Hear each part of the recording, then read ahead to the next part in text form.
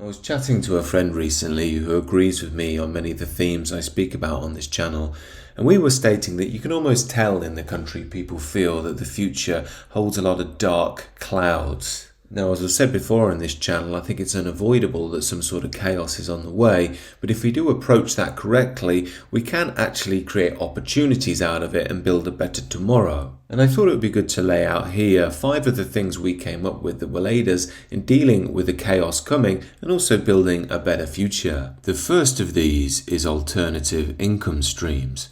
I've stated on the channel before that I used to work in the media world in London, and personally I found that that was getting as woke as my university experience. Even when I left that world a few years ago, I could see the DEI stuff was coming in. You'd have lectures about Pride Month and unconscious bias and so forth. And many people thought this was all about tolerance, inclusion and love and so on and so on.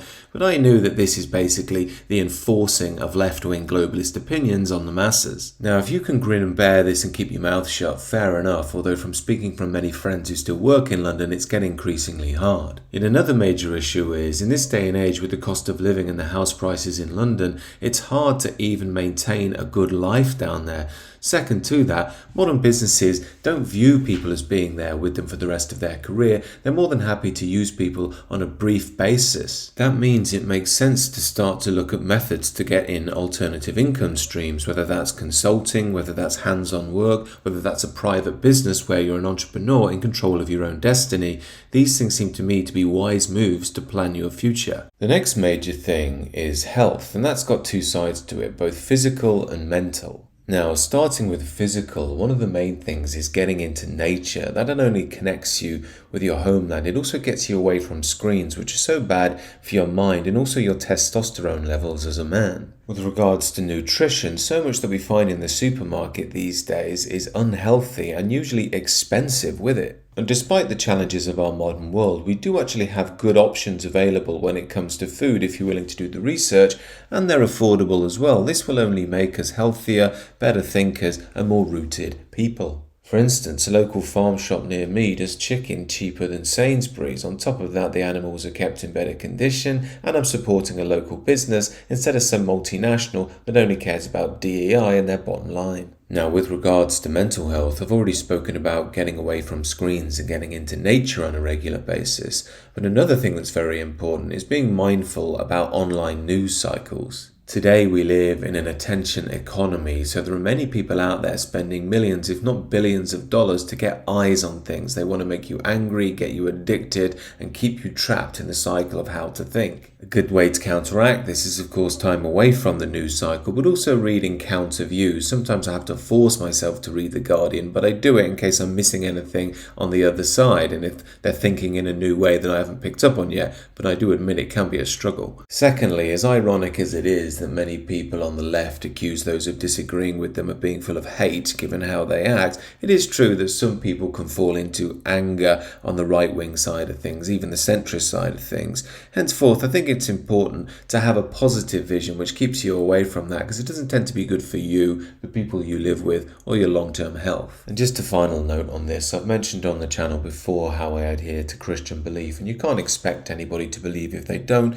but I do believe some sort of spiritual release is very healthy and important, whether that's in nature, cooking a meal, anything that allows you to get out of your mind and into a broader mythos which connects you as a people, as a tribe, gives you a deeper sense of meaning that can aid us in dealing with the challenges and habitual addictions we pick up in life. The next key thing is self-defense. And of course, I emphasize the word defense. It's not about attacking anybody. It's about being capable to deal with the modern violence on our streets. Now, I would advise staying away from any trouble anyway, but the reason I think this is a good idea is, number one, it gives you that knowledge that if anything does happen, you can defend yourself and your family, if only, as my old kickboxing teacher used to say, just make space so you can make your own exit. Secondly, having some basic aptitude in self-defense means that it will calm your central nervous system and make you less prone to erratic movements and more likely actually to avoid troublesome situations in the first place. On top of that, working on a martial art, be it boxing, kickboxing, Brazilian jiu-jitsu or wrestling, is good for you physically, as well as connects you with a community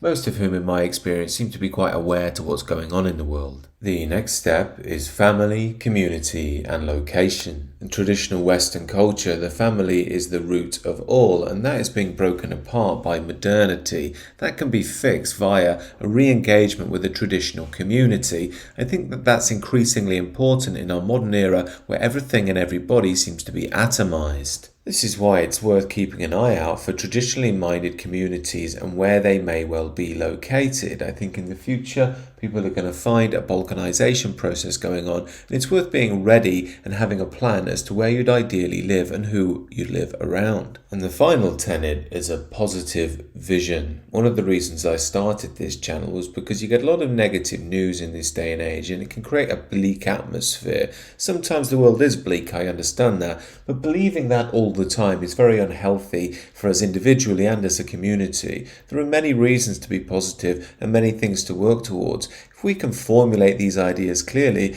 that builds a dynamism, an excitement and a positivity within, which I believe is essential for human health and forward progress. Now, as always, these are just some of my thoughts. If I've missed anything out, please do let me know down below. I hope it wasn't too preachy. That wasn't the intention. It was just to share some ideas from a discussion between me and a friend.